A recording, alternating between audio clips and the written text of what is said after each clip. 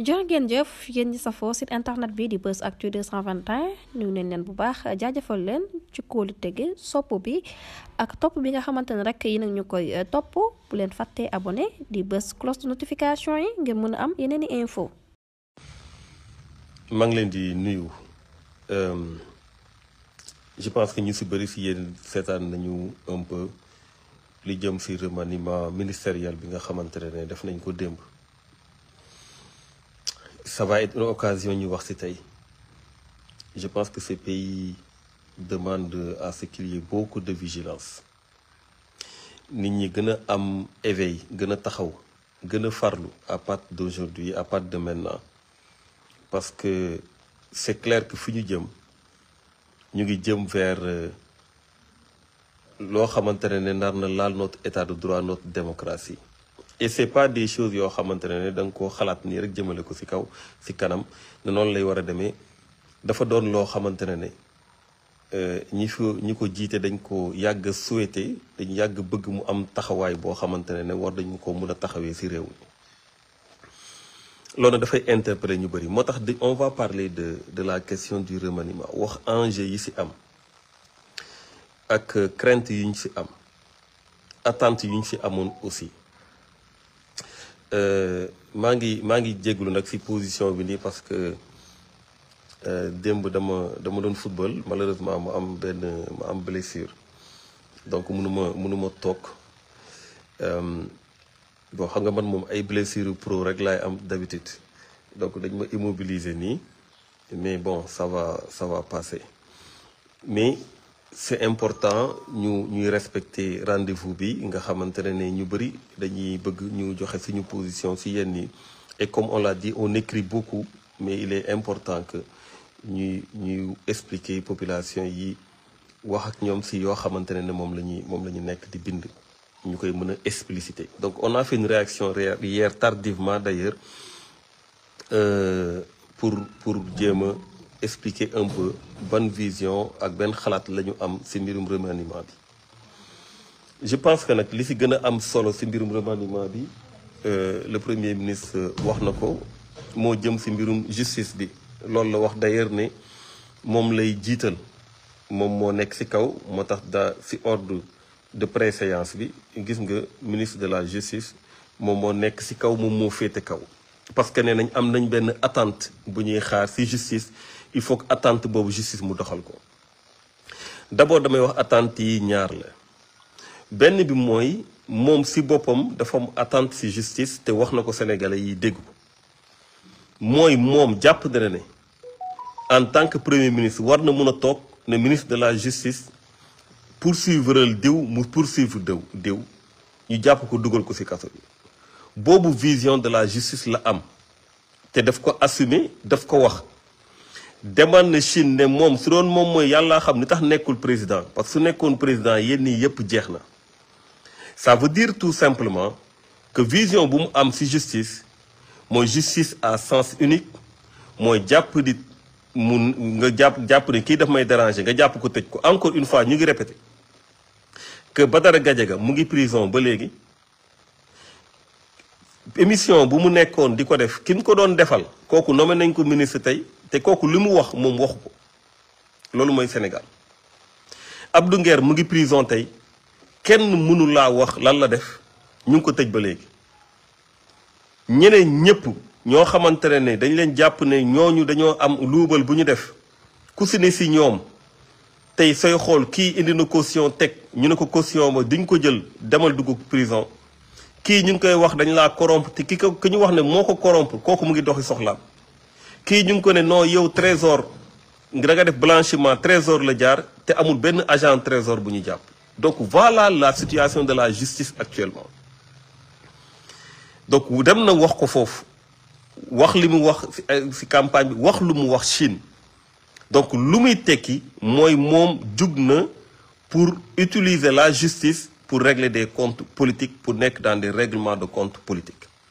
donc loolu dama bëgg mu leer d'abord mooy première attente bi donc su ñuy wax attente peuple bi d'abord attente bu njëkk mooy le premier ministre am na attente ci justice bi dem na sax ba ŋàññi président ne yenn yi su amee c'est parce que président ci boppam moom moo ko réglé wul mënoon na ko régler parce que moom chaque fois que dara dal ko da koy régler waaye man suma dara dalee du ko régler donc moom dafa jug pour régler ay comptes à travers la justice. C'est la première attente qui est apparemment satisfaite. Dinaa si ñëw. La deuxième attente, c'est évidemment quelque chose qui a été organisé, c'est-à-dire que dañu jékki-jékki rek nit ñi commencé def ay manifestations ay trucs, non les victimes les ceci les cela. Loolu mooy attente peuple. Non, attente peuple bi justice bi pour mu def liggéeyam ñëpp am attente bi du parti Pastef rek du ñoo xamante ne dañuy wax ay victimes rek lañu parce que am na victime yoo xamante ne tey yàlla jëlee na leen fi. moom laa leen di wax tout le temps ne leen ñi fi ñàkk seen bakkan suñuy mbokk lañu ñenn ñi suñuy xarit lañu donc Sénégal moo ñàkk Sénégal mooy réclamer justice il faut que ça soit très clair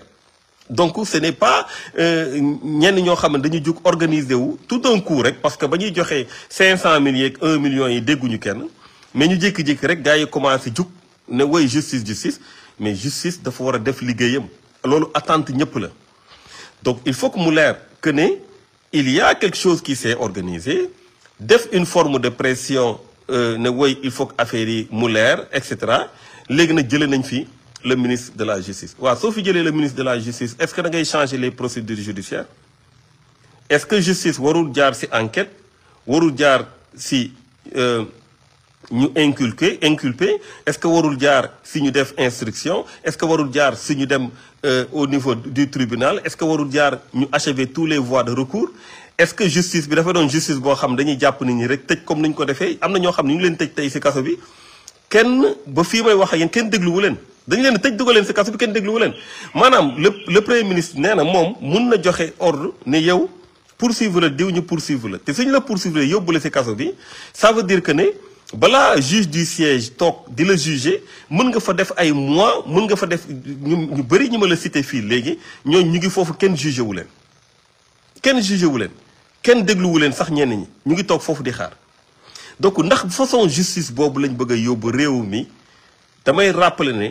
le ministre de la justice sortant jot na wax ci loolu avant muy dem parce que nag tey ñun am na lu ñu koy reprocher parce que ñu bëri ñu jàpp fii ñu yóbbu leen kaso muy Badara Gadiaga muy Abdou Nguer muy ñeneen ñu bàyyi avant moom moo nekkoon ministre de la justice te teguñu ko ci yoon te wax nañ ko kaas nañ ko mais il voulait encore plus dañu bëggoon plus encore bul rek yem ci loolu waaye na nga fexe ba ku ñu la wax tëjal rek nga tëj peut-être que loolu jot na ko bañ parce que dem na ba benn moment ne affaire bi dafa am leen lu muy nuru dafa mel ni dafa am ñu ciblé li may wax ni du samay moom ci boppam dem na ba wax ko en étant ministre de la justice déglu leen ko.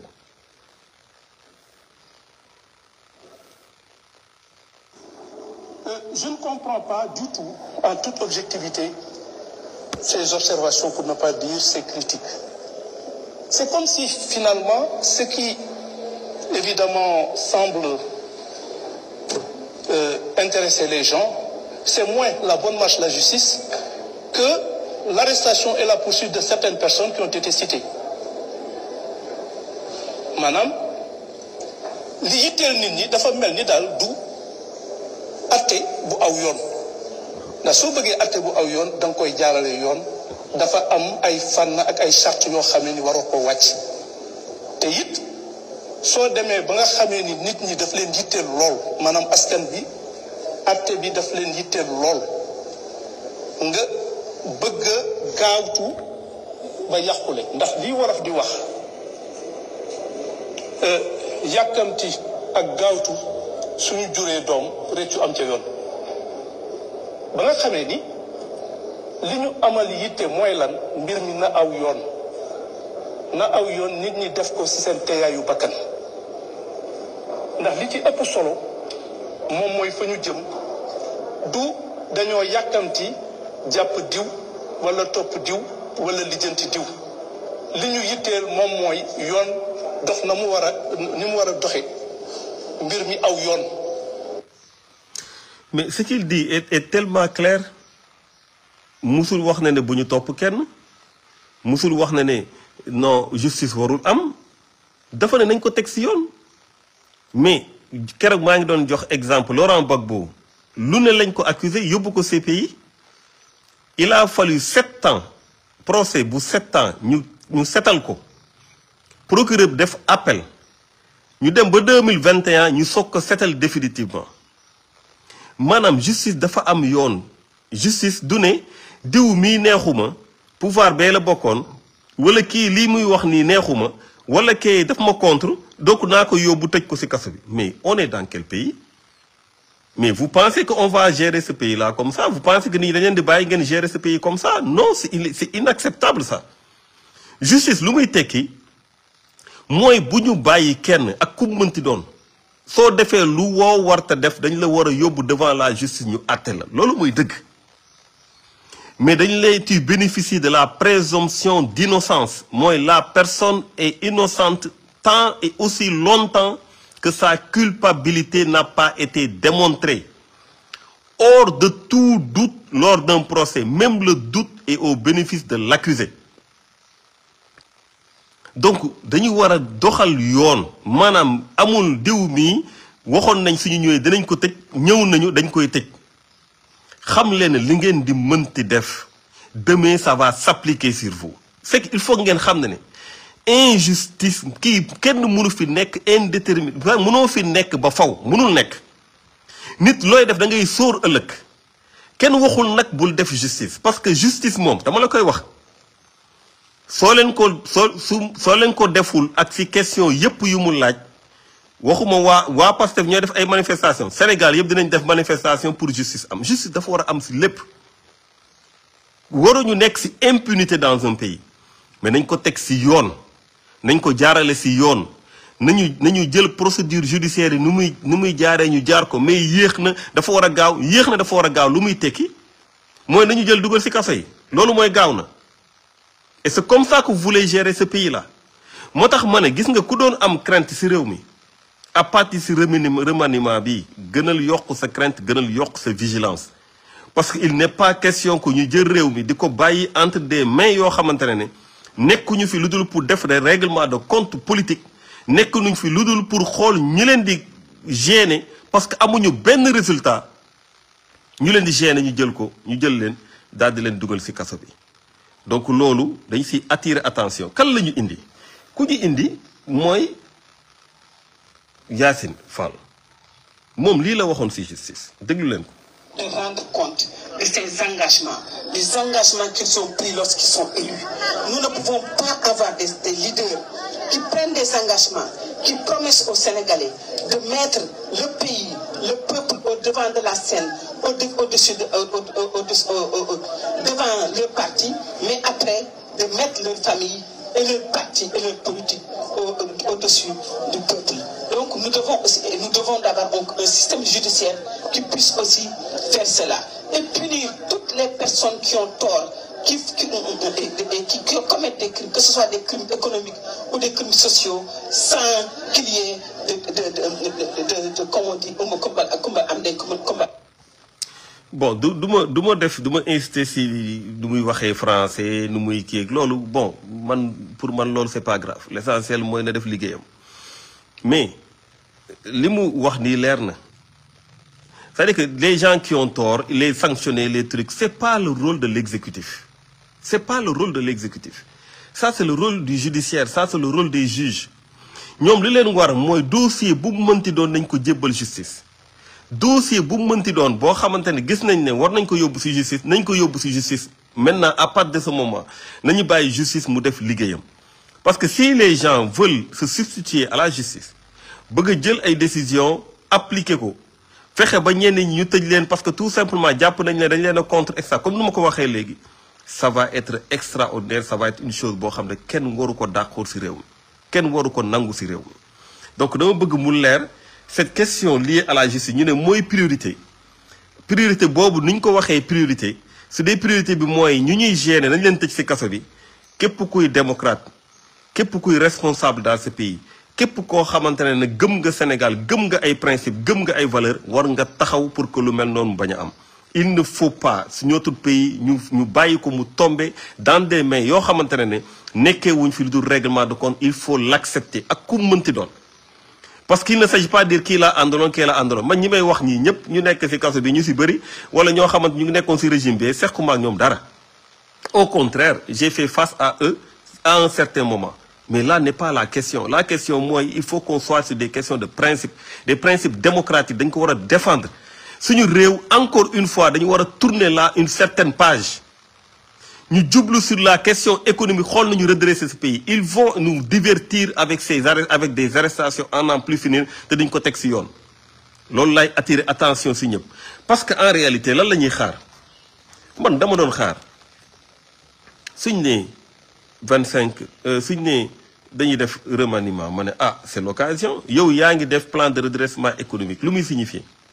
tu as un déficit exponentiel déficit budgétaire boo xam ne déficit lu muy tekki mooy yow li ngay am si recette li ngay jël yow si xaalis si koppar mënul financer sa fonctionnement mënul li ngay mën a def di dépenser mënu ko financer da nga am déficit. Déficit bi jéggi na day romb na bay doublé na mun naa wax sax triplé na wala quadruplé na les normes de l'UEMOA nga am dette boo xamante ne romb na mun presque doublé na du presque doublé na les normes de l'UEMOA donc yow lan mooy sa problème tey aujourd'hui mooy nan ngay def pour wàññi say dépenses élargir sa assiette fiscale fexe ba nga xamante ne di nga mën a au moins li ngay mën a fonctionner nga mën ko jëlee si yow mu mën a investir également si sa économie maanaam si liggéey boobu nga nekk nga ne da nga def plan de redressement mais xaaratoon nañ si ñoom suñ ne dañuy def ay ministres mais ñu wàññi nombre de ministres yi mais nombre de ministres yi dafa bëri tey mënoon nga ne j'en profite aujourd'hui pour comme ñu ngi dem si plan de redressement ñu commencer par ñun on va diminuer le nombre de ministères mais aujourd'hui ce n'est pas le cas au contraire loolu mooy la première chose boo xamante ne dañu ko doon xaar si ñoom defuñu ko plan bi kañ lañ ko adopté le 31 juillet conseil des ministres le 1er août nga présenté ko 1er août ba fii may wax ak yow amul benn acte bu ñu posé amul benn loi bu ñu dugal assemblée nationale parce que dama leen di wax ne soo bëggee élargir l'assiette fiscale wut ay niche da nga war a teg loi da nga war a am ay changements yi ngay def si loi bi dafa am ay textes yu koy war a mën a tax nga mën a dem collecter ji des recettes loolu ba léegi defuñu ko gisoo ñu def benn réunion interministérielle wala interstructurelle buy wane ne ñii ñu ngi si liggéey bi pour si plan redressement nga xamante ne urgence la da nga si war a taxaw lan moo fi am dem di voyager parce que da nga ne da nga def un financement endogène sa ressources yi ressources endogènes lay doon mais yaa ngi dem Turquie di tàllal loxo yaa ngi dem France di tàllal loxo yaa ngi dem Japon di tàllal loxo lan moo si endogène si loolu tey ñu ngi wax ñu ngi dem xaw ma fanati encore ba pare di wër naan dañuy expliquer mbir mi mais y a pas à expliquer ça a été présenté ça a été adopté exécuté moo des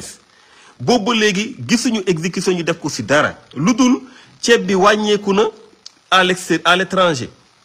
au lieu que ñu taxe bu ñu defoon de 10% au lieu ñu maintenir ko mu répercuté wu sur les ménages ñu dindi taxe bi ceeb bi di continuer di jar lu mu doon jar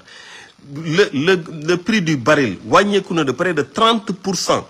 depuis 2024 ñoom ba ñu ñëwee ba léegi wàññiwuñu courant bi wàññiwuñu essence wàññiwuñu gasoil bi te pourtant le prix du baril a baissé am na ñu ko répercuté dans leur pays la Côte d'Ivoire def na ko le Mali gis nga mu c'est beaucoup moins cher Burkina c'est beaucoup Niger moom waxatuñ ko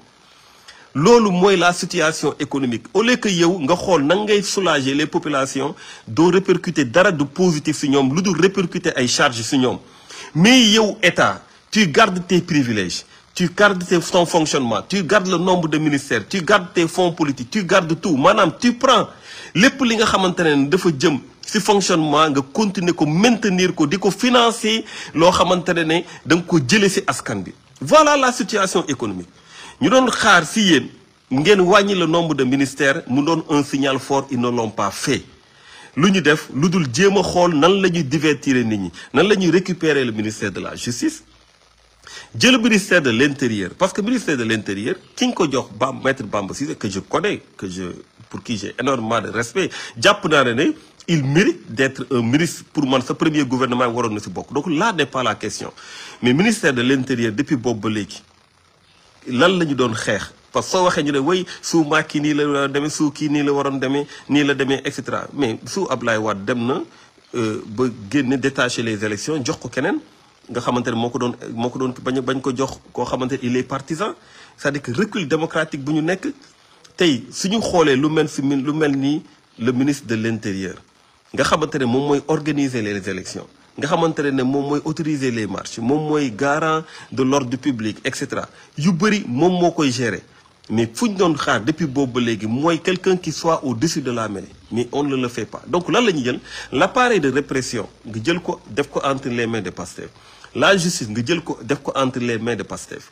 le législatif nga majoritaire foofu lu la neex nga def l'exécutif yow yaa ko yor c'est-à-dire que c'est une concentration excessive des pouvoirs tout le contraire nag bu ñu doon jaay parce que la lañ doon wax dañuy dem sax ba dañu war a diminuer les pouvoirs du président de la République vous avez pas oublié ça j'espère donc demoon nañ ba ne y a une concentration excessive des pouvoirs entre les mains de l'exécutif tey on vit pire que ça on réclame même d'avoir une parcelle de pouvoir au niveau de la justice en disant que war nañu mën a wax nañu jàpp diw donc foofu la situation bi toll fu ñu leen doon xaar ñoom mooy ñu mettre l'accent sur le plan de redressement économique ban changement moo am ci gouvernement bi buy tax ñu ne ils mettent en place nee na président de la République def na ay aménagements def na ay amendements peut-être man jàpp naa ne je suis pas dans le secret des dieux peut-être que il a maintenu le ministre de l'économie muy Cheikh Djiba parce que ñëpp xamoon nañ ne son départ était souhaité donc mais tey le premier ministre pour toute réponse plan de redressement ba mu koy def kan la féliciter des membres de son cabinet c'est-à-dire que aujourd'hui l'aspect économique est géré au niveau de la primature keroog ba président conseil des ministres taxawee ne ko jéemal nga xool na ngay taxawee en permanence il utilise le mot en permanence sur l'exécution du plan de redressement économique le premier ministre ba muy tontu il a parlé de son cabinet il a parlé des équipes 4 équipes yoo xam ne mu ngi ci biir cabinet maanaam tey il y a un gouvernement parallèle du point de vue des finances dafa am ku yore les finances am ñoo xamante ne dañ nekk dans le cabinet du président du premier ministre ñooñu aussi ñoom ñoo mettre en œuvre le plan de redressement ñoom ñooy exécuter le plan de redressement ñoom ñooy def le suivi bi ak évaluation parce que le premier ministre l'a dit dam la ngeen lire conseil des ministres bi passé équipe bu ne dafa am lu mu ko jox loo xamante si loolu la war a mën a liggéey alors que y a un ministre des finances maintenant su dee le président de la République moom moo gardé le ministre des finances boo xamante ne xamul lu xew élaboré wul le plan exécuté wu si dara amul dara lu mu siy def peut-être qu'il y a un premier ministre qui est là qui a son équipe qui fait les choses directement mais amul benn sens donc na ko jox pouvoir yépp c'est aussi simple daf ko ne doxalal wala nga bàyyi ma doxal su dee moom mënul jël affaire yi bu doxal mais na démissionner mu organiser des élections anticipées su dee premier ministre le peuple dañoo jàpp ne am nañ si moom confiance ñu fal ko au moins ñu am une visibilité au moins ñu xam ne ñii ñooy responsable kii mooy responsable kii moo mën def li kii mooy def lee kii mooy def lale mais là on est dans le flou total on a un président de la République malheureusement qui ne prend pas ses responsabilités et c'est ça qui est extrêmement dommage pour ce pays-là parce qu'on aurait souhaité ba mu taxawee ne man de je vais encadrer la justice li ma war mooy ñu libérer la justice foogoon nañ ne loolu dina ci taxaw dina ci sampu dina fexe ba loolu mu doon quelque chose de concret mais aujourd'hui ce qui se passe mooy c'est comme si il a lâché prise c'est comme si il a abdiqué et ça c'est très très dommage pour ce pays et loolu xaaruñu ko woon ci moom mais bon moom la rek moom mooy xool ne ndax nit moo ko fal wala yàlla moo ko fal ndax dafay assumer ou pas loolu c'est de son domaine duñ ci sori donc ñun foofu lañ doon xaar ñoom fu ñu leen doon xaar mooy ñu def un remaniement soo ko xoolee rek xam ne ñii ils sont focus sur le plan de redressement économique et social mais je vais vous dire ils seront focus sur de la diversion ils vont divertir les populations ils vont dinañ jël Massamba dugal Mademba woote kër la une des journaux ñi ñu nekk si di wax kii jàpp nañ ko kee war nañ ko jàpp des na kële réew mi di gën a suux réew mi di gën a nekk si ay difficultés parce que jëluñu benn décision boo xamante dafa am dans le sens ñu suqali réew mi depuis boobu wax naa leen ko le 1er août lañ présenté plan bi ba fii may wax ak yéen ça fait plus d'1 mois absolument rien n'a été fait en termes d'exécution du plan de redressement économique et social rien parce que ce n'est pas le plus important c'est de la poudre aux yeux au contraire il y a pratiquement ce xool genre contradiction tu dis je compte pas sur le FMI tu demandes parce que FMI dans son communiqué dit que le gouvernement dañ leen a demander ñu jàppale leen c'est clair ah dama leen ngeen xool il faut que nit ñi ñuy lire donc munoo wax ne soxlawuma FMI et tu demandes FMI mu jàppale la pour nga redresser mbir yi xoolaat dette bi kërëb et cetera FMI bind ko wax ko munoo ne munoo compter ci yeneen pays yi te yow ba nga defee plan de redressement li nga njëkk a def mooy dem Turquie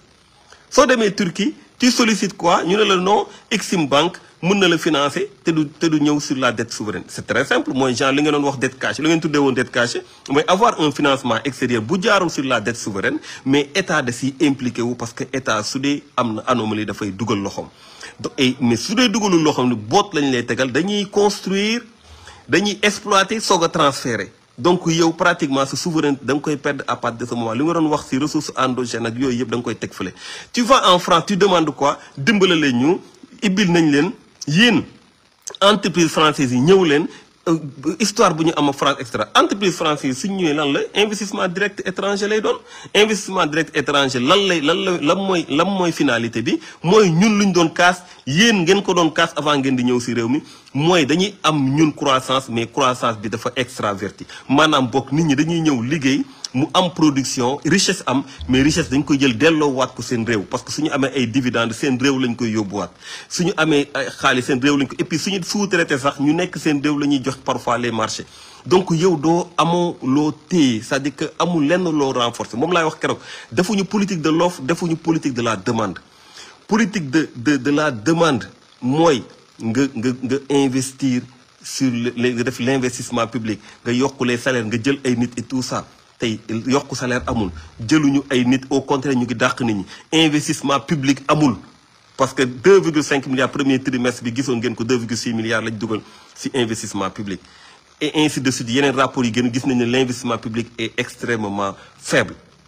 défaut politique de l'offre parce que politique de l'offre mooy nga favoriser say entreprises nga injecter sur ces entreprises nga wàññi leen seeni charge ba nga xamante ne ñoom dinañ mën a produire suñu produire nit ñi mën a consommer ñu mën a jël ay nit xaalis bi dox affaire bi dox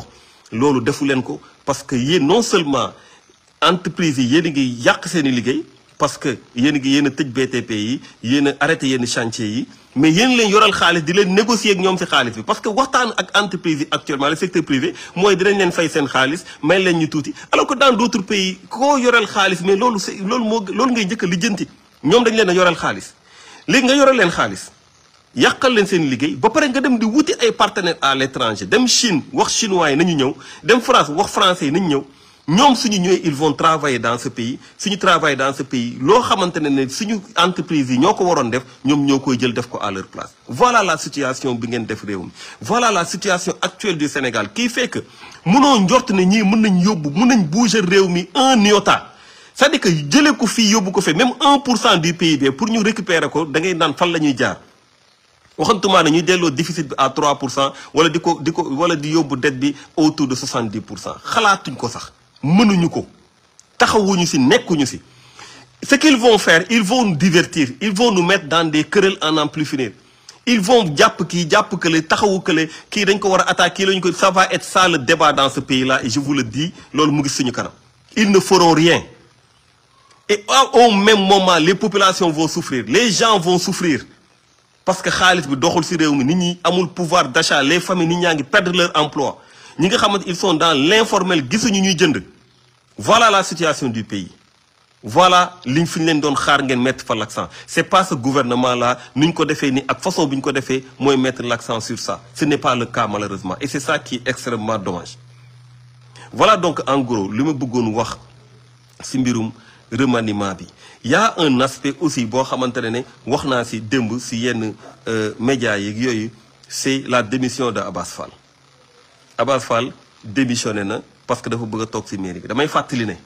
il y a un dossier pendant devant la justice bu jëm ci mairie de Dakar bi nga xamante ne Cour suprême dafa war a joxe le verdict ci le 18 septembre bii te verdict boobu ci lan lay lalu mooy la décision du préfet bi jëlee Barthélémy Dias ci mairie de Dakar ndax c'est conforme à la loi loolu su dee conforme à la loi normalement Abass Fall waratul nekk mairie lii nag ñu def nii c'est une forme de pression au niveau de la justice parce que démissionner ñëw toog ne dañuy gérer mairie boo xamante y a pas une décision définitive loolu tamit bokk na ci loo xamante ne dafa attirer suñu attention dañ ci attirer attention ñëpp parce que wax naa ko keroog même au niveau de l'Assemblée nationale suñu la nee da ngay def commission d'enquête parlementaire dañu naan def ko mën nga ko def dem ci jusqu'au bout waaye attention bés bu justice jëlee affaire bi en main da ngay teg ci suuf nga bàyyi justice mu def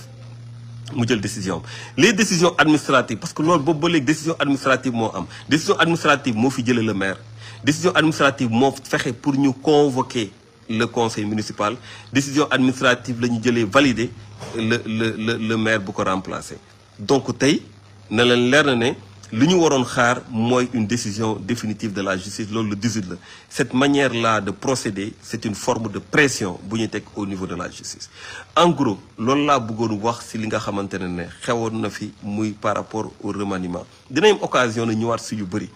incha allah parce que encore une fois gëm naa ne ñii ñu tëggee mbir yi ñii duñ yóbbu fenn réew mi amuñu sax volonté bi xalaatuñ ko sax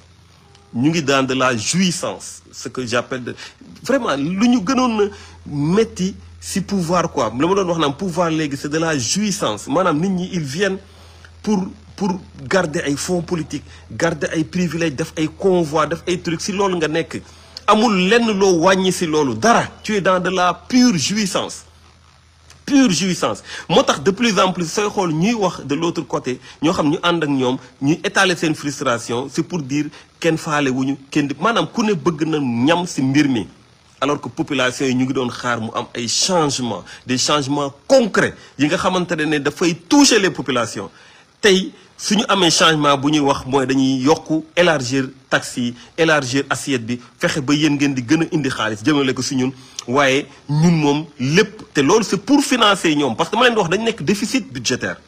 ça veut dire que suñu fonctionnement ñun mënuñu ko financer mais nit ñi ñooy cotiser